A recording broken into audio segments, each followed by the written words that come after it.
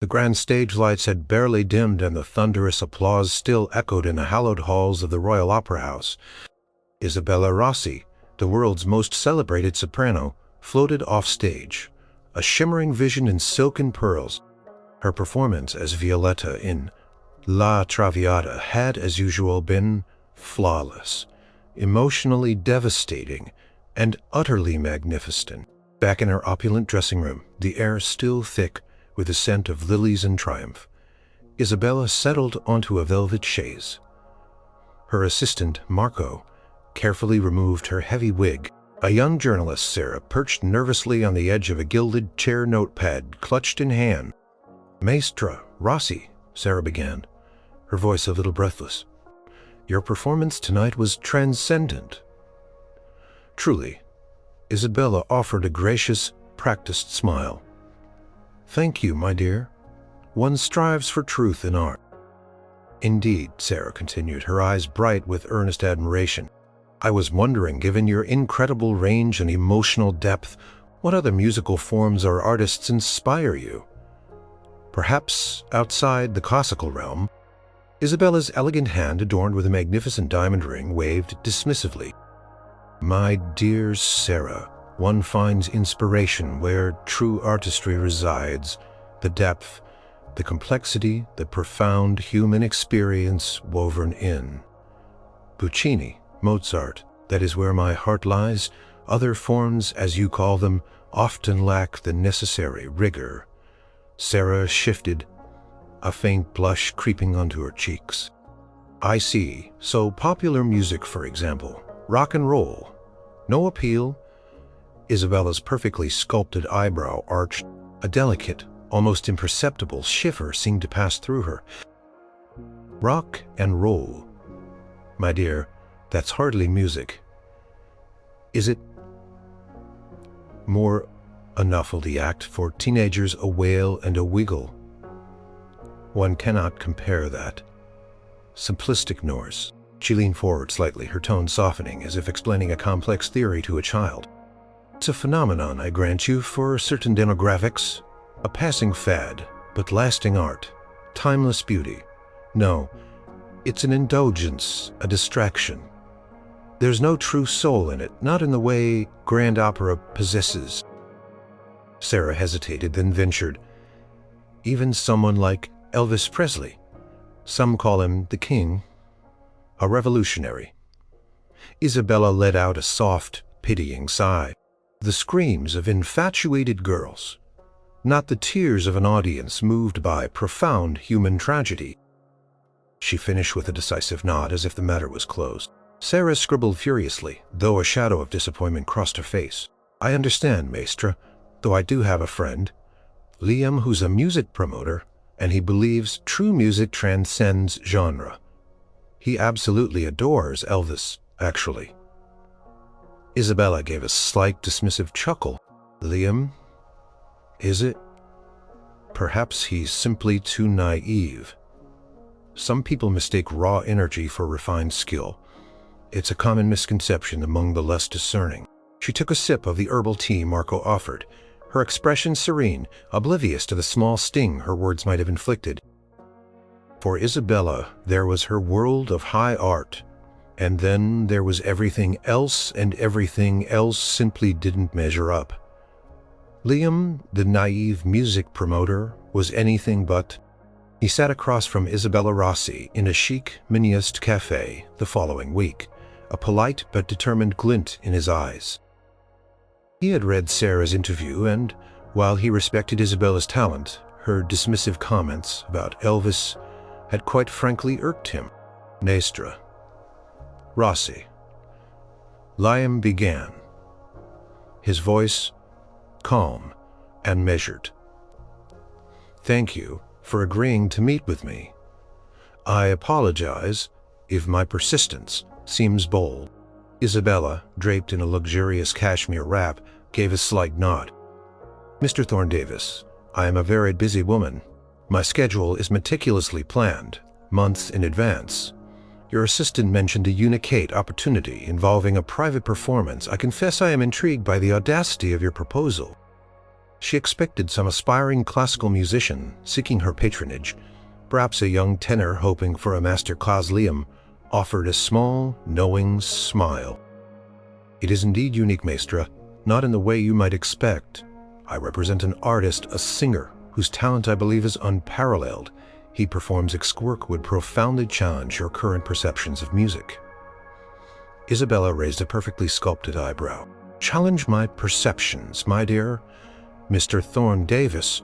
My perceptions of music are rather firmly established, based on decades of study for the highest forms of artistic expression." Her tone was polite but carried a distinct edge of condescension. "With all due respect, Maestra," Lamb continued, "but I assure you this artist is truly dre. He possesses a voice that reaches into the very soul, a stage presence that commands attention without effort, and an emotional depth that rivals the greatest operatic narratives." Isabella's lips twitched. "And what genre does this astonishing talent belong to? I assume not, say, death metal or country western." She implied a joke, but her eyes held a genuine curiosity. "He performs songs that are deeply rooted in American popular music, songs that many, including yourself, might dismiss as simple or commercial, yet in his hands they become something utterly profound. Yvelet Dimpon, are you suggesting he is an impersonator, Mr. Thorne Davis?" she asked, her voice laced with ice. "Because I assure you I have no interest in tribute acts. I appreciate originality, not mimicry." "Far from it, Maestra," Lime quickly countered. "He doesn't impersonate, he embodies. He doesn't copy. He reveals the true spirit of the music, often in ways the original artists themselves might not have fully explored. He has a gift for extracting pure emotion." Isabella sighed. "And what is the purpose of this private performance? Is he seeking patronage? A record deal? I am an artist, Mr. Thorne Davis, not a talent scout for pop stars." Liam leaned forward, his expression earnest. "Maestra, my artist is not seeking fame or fortune. He wishes to share his art to connect with those who truly appreciate. Music patient to true..." The Music for Tomorrow's Children Foundation was her pet project, struggling for funding. A substantial donation could keep their outreach programs running for another year. It was a clever move.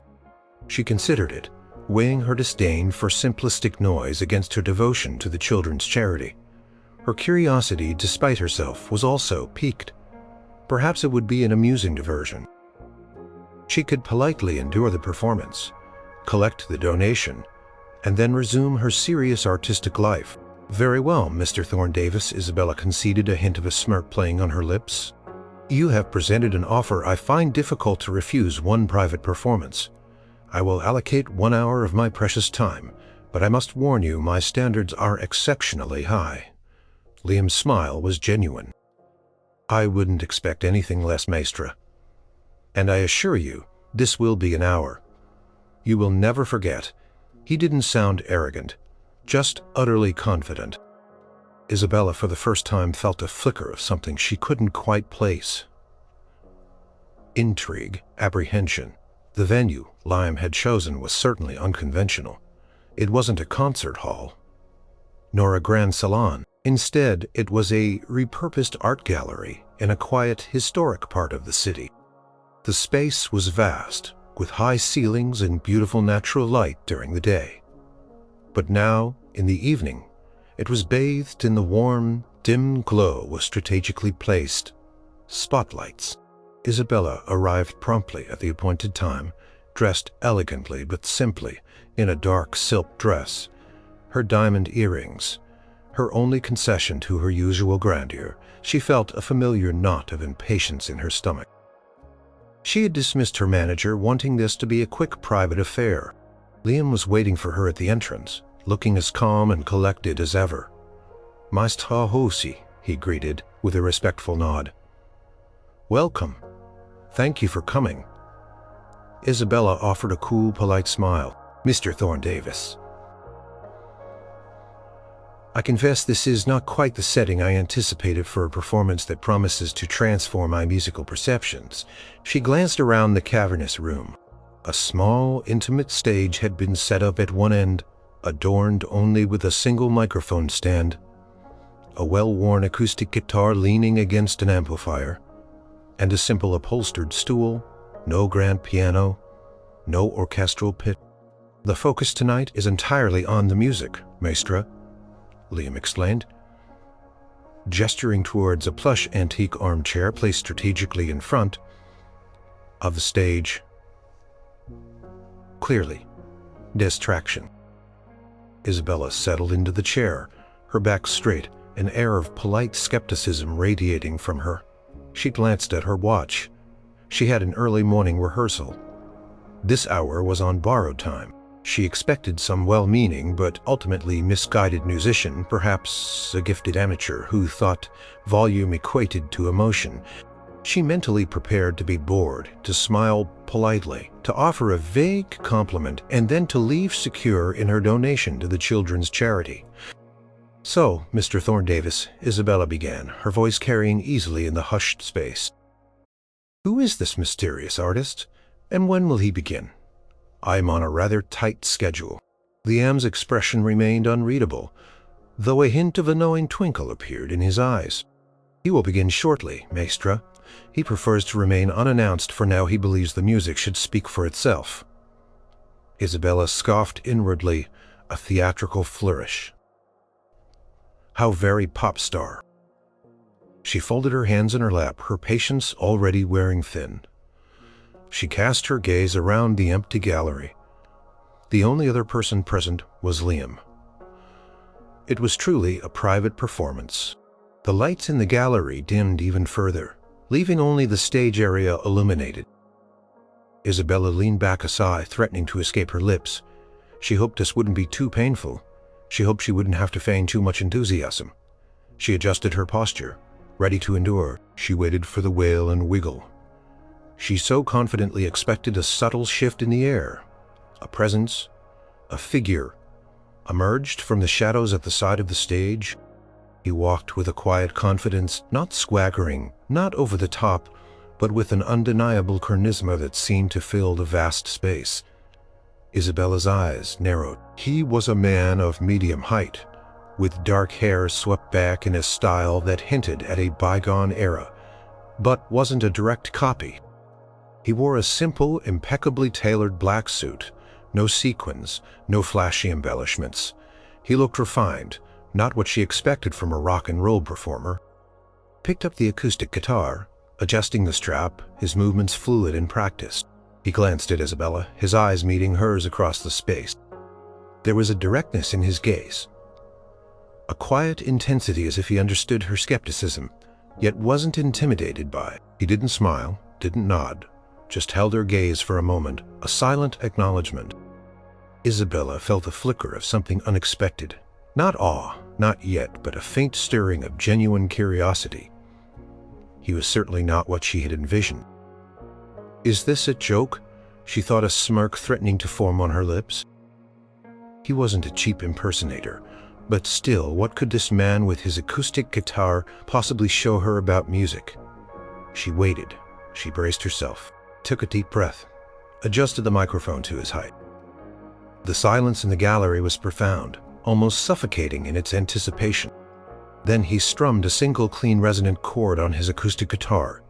It hung in the air, rich and clear. Isabella heard the precision, the purity of the sound, not a hint of amateurish fumbling. Then he began to sing. It wasn't a loud, bombastic opening. It was a voice that began as a whisper, soft and tender, filling the room with an almost magical quality. The song was instantly recognizable, yet utterly transformed. "Wise months stay. Only fools rush in." Isabella stiffened, her eyes wide, and every note was perfectly pitched, imbued with a tenderness that was almost unbearable. He wasn't simply singing the words, he was feeling them, pouring emotion into every syllable, every subtle inflection. It wasn't the iconic Elvis swagger, the powerful vibrato she vaguely remembered. This was something far more profound, more intimate. The guitar accompaniment was sparse, elegant, allowing the vocal melody to shine. It was a master class in subtlety and control. Isabella found herself leaning forward, her earlier cynicism completely forgotten. She was listening, truly listening. The performer, his eyes closed for a moment as he poured himself into the lyric, sang with a breathtaking vulnerability. His phrasing was exquisite, stretching out certain words, letting others melt away, creating a flow that was both natural and artful. She noticed the incredible breath, control, the clear resonance, the way he modulated his voice from a soft caress to a resonant soaring note, all without losing an ounce of emotional sincerity. This wasn't the wail and wiggle she had so confidently dismissed. This was artistry. This was a man using his voice as an instrument of pure emotion, expressing something universally human. A shiver ran down Isabella's spine, a different kind of shiver than the one she'd felt in her dressing room. This was a shiver of recognition, of dawning realization. The song in his hands was no longer a simple pop tune. It was a heart-wrenching ballad, a profound declaration of love and faith. Her cynical expression had vanished, replaced by an expression of pure, unadulterated awe. She was completely captivated, utterly spellbound. The first note had indeed changed everything. Performer, whose name Isabella still did not know, transitioned Backy from "Can't Help Falling in Love" into "Love Me Tender." The shift was so smooth, so natural, that it felt less like separate songs and more like chapters in a single unfolding story. His voice, still steeped in an almost fragile tenderness, explored new depths.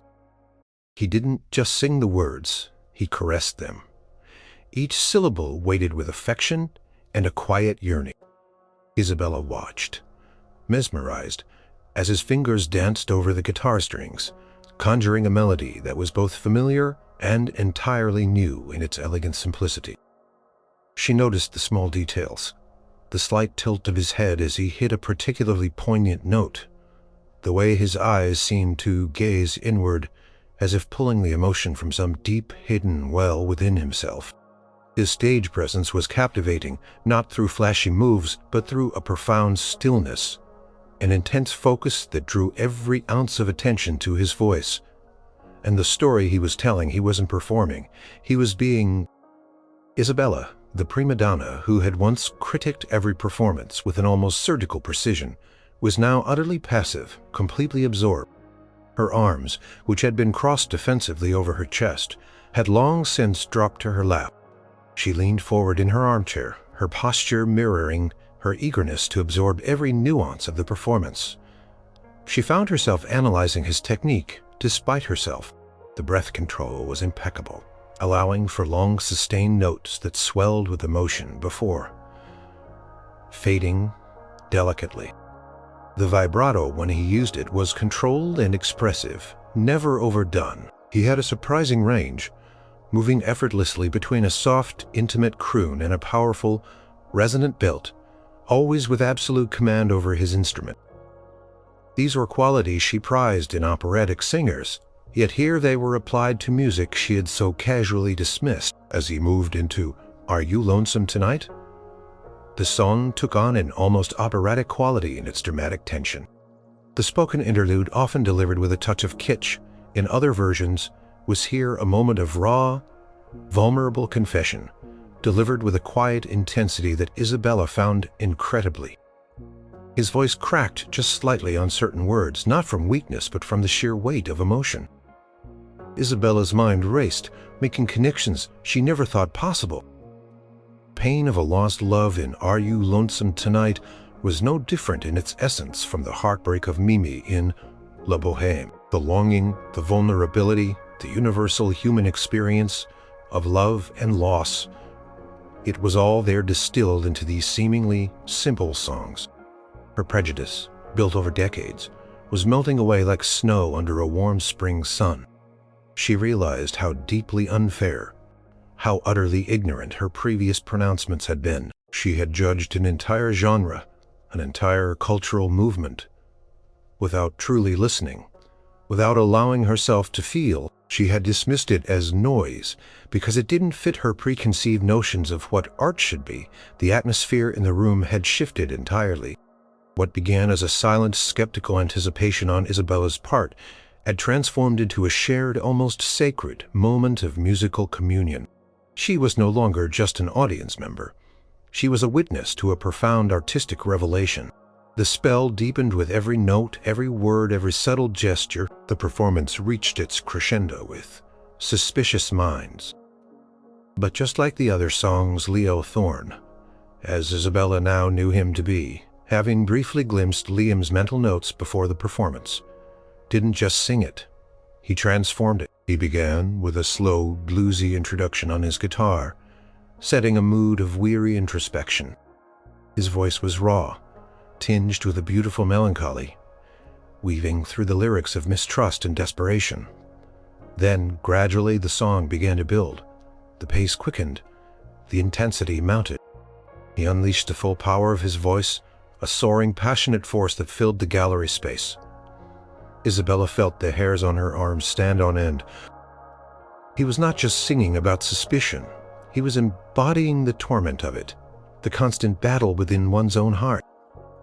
His movements on stage were minimal, but incredibly expressive. A slight lean into the microphone, a clenched fist, the way his head tilted back as if reaching for the highest notes. Every gesture was imbued with meaning. He closed his eyes for long stretches, lost in the music, allowing the raw emotion to flow through him, unfiltered. Isabella's mind was reeling. She saw direct parallels to the dramatic arc of an opera. Tension, the conflict, the emotional release, it was all there. The vocal demands were immense. Sustained high notes, rapid-fire lyrics delivered with perfect clarity, sudden drops in volume that held the audience captive. He was a master of dynamics, of vocal phrasing, of storytelling through sound. She realized then that artistry wasn't confined to a specific technique or genre. It was about connection, about truth, about conveying profound human emotion in a way that resonated deeply with others. What she had once dismissed as simple tunes about heartache were in fact intricate compositions, filled with lyrical poetry and melodic genius, capable of expressing the full spectrum of the human condition. Tears welled up in Isabella's eyes, not from sadness, but from the overwhelming beauty of the experience, and from a profound sense of humility and regret. She felt a deep personal revelation on regret. How foolish to believe that art could be contained within the rigid boundaries of her own classical world.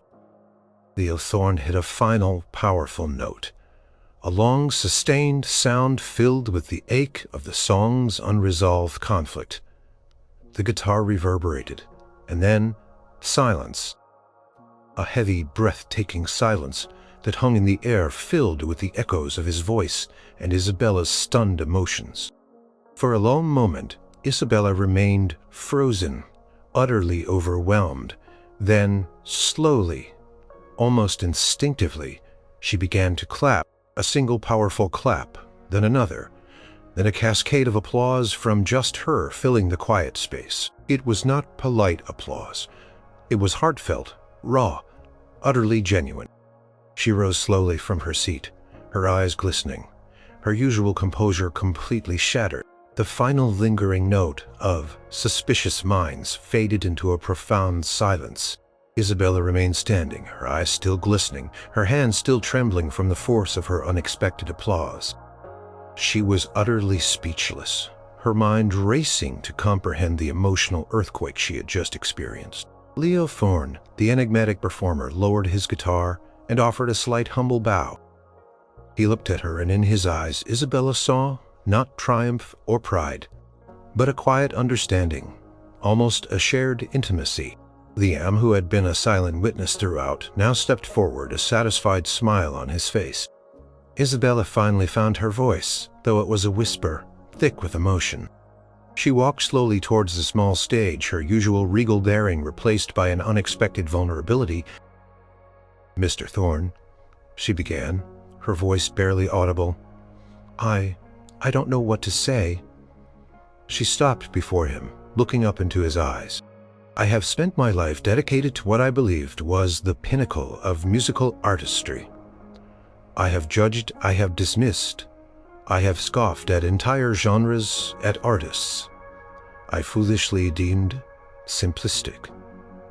And what I said about her voice wavered and a tear escaped, tracing a path down her cheek. It was ignorant, arrogant, blind. She took a shaky breath. For that I am truly profoundly sorry. Your performance, it was not merely stunning, Mr. Thorne. It was a mirror reflecting my own prejudice. You didn't just sing, you touched something deep within me. Something I didn't know was there. She extended a hand, her gesture one of genuine humility and profound respect. Please, forgive my foolishness. Leo took her hand gently, his grip warm and steady. He smiled, a kind, understanding smile. There's nothing to forgive, Maestro Rossi, he said, his voice soft, utterly lacking in triumph. Music is meant to be felt, not judged, and sometimes it takes a moment for the heart to catch up with the ears. I am simply honored that my music resonated with you. Resonated, Isabella scoffed gently, wiping her tear-streaked face. It shattered my entire worldview. I came here expecting a gimmick, a novelty. I left with a profound appreciation for beauty. I never imagined existed beyond my own narrow confines. She shook her head, still processing the depth of her shift. The artistry, Mr. Thorne, the sheer, breathtaking artistry, the control, the emotion, the storytelling. It rivals any I have ever witnessed on any stage. In any opera house. She looked at Liam, then back at Lio. Her voice, usually so commanding, was now imbued with an honesty she rarely displayed in public. It was a genuine apology, from the heart of a prima donna who had just discovered the immense power of true artistic humility. Isabella's initial shock gradually gave way to an overwhelming sense of curiosity.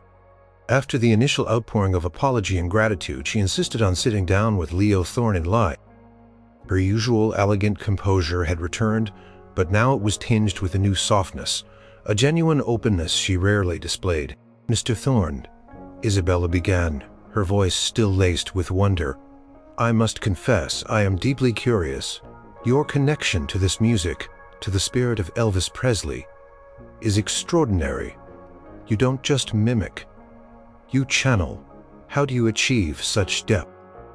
Leo, who seemed perfectly comfortable in her esteemed presence, smiled gently. He was a storyteller, a bluesman, a gospel singer, a man who poured his entire soul into his music.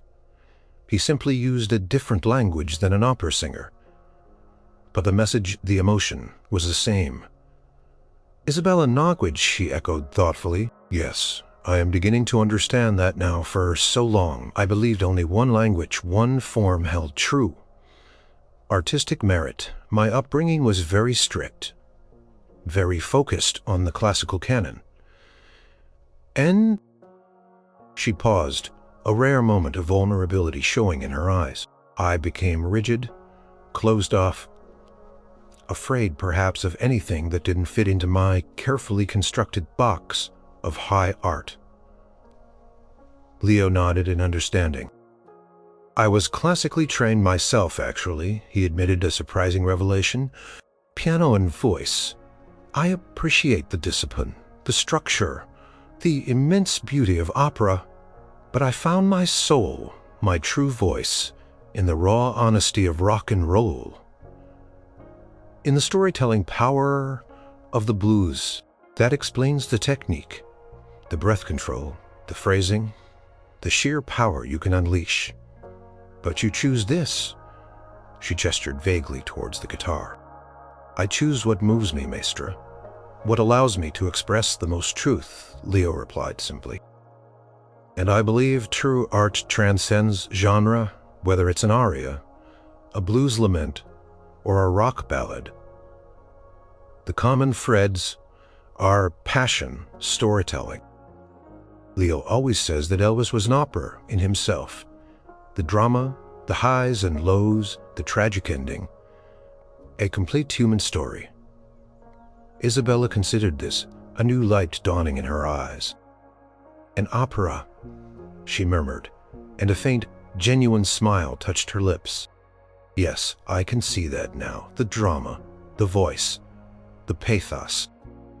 A thought sparked in her mind, a daring, almost outlandish idea. Leo, she began, her voice gaining some of its usual theatrical flourish, but now imbued with a newfound excitement.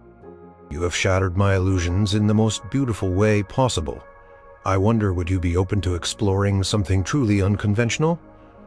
Perhaps a collaboration, not on a stage, not for a performance. Watch. Two artists from seemingly opposing worlds found common ground in their shared passion for music, their mutual respect, and the unexpected journey that had led them to this moment of new harmony. Months later, the ripple effect of that stunning private performance was still subtly transforming Isabella Rossi's world. Her public persona, while still retaining its undeniable elegance, now carried an unexpected warmth, an accessible curiosity that surprised both her fans and her critics. In interviews, she no longer spoke exclusively of Verdi and Puccini. She spoke with genuine passion about the infinite forms of beauty in music, about the importance of listening with an open heart, and about how true artistry transcends all boundaries of genre or expectation. She didn't name Leo, nor did she explicitly mention Elvis Presley in every breath, but she often alluded to a profound revelation she had experienced, a moment that had broadened her understanding of music's universal power. Her audiences, who had always adored her for her classical purity, now found an even deeper connection to her, sensing a new depth in her performances, a richer emotional tapestry woven into her arias. She seemed more grounded. Leo Thorne continued his unique private performances, gaining a quiet, devoted following. He never chased fame, content to share his artistry with those who truly sought it. But his reputation as a musician's musician grew, attracting the attention of other established artists drawn to his raw talent and spiritual connection to the music. Isabella and Leo did explore that unconventional collaboration. Not on a public stage, at least not yet. Instead, they met in a private studio or sometimes in Isabella's lavish home, experimenting with sounds, sharing techniques. Isabella found herself teaching Leo about breath support and vocal resonance in ways he hadn't considered, while Leo opened her eyes to the nuances of blues phrasing and the raw improvisational power of gospel. They even tried, to their amusement, a classical aria with a subtle bluesy inflection and an Elvis ballad with an operatic flourish. It was playful, experimental, and deeply enriching for both of them. More importantly, an unexpected friendship blossomed between them. They were two souls who spoke the same language of music, despite their wildly different dialects. They would discuss everything from the philosophical underpinnings of melody to the emotional weight of a single note. One quiet evening, Isabella was in her study, a room usually filled with the soaring voices of her beloved opera recordings. But tonight, the rich baritone voice filling the air was distinctly different. It was Elvis Presley, singing "Always on My Mind." Isabella closed her eyes, not with a critical ear, but with a new, profound appreciation. She heard the longing in his voice, the regret, the raw honesty she had once dismissed as simple. She heard the complex interplay of emotions, the subtle shifts in tone that spoke volumes. The wail and the wiggle, the spectacle she had scoffed at, faded away, leaving only the pure, undeniable artistry of a man pouring his soul into a song. A soft, contented smile played on her lips. The world of music had expanded for Isabella Rossi vastly and beautifully. It was no longer a rigid fortress of classical perfection, but a boundless, vibrant landscape of sound and emotion. Her heart, once closed off to so much, was now open, embracing the diverse, stunning harmony of it all. She reached for her phone, a familiar warmth spreading through her. A quick text to Leo, "Coffee tomorrow. I've been listening, you were right. He truly was a king." And for the first time in a very long time, Isabella Rossi hummed a tune that wasn't an aria, but a simple, heartfelt melody about a love that was always on someone's mind.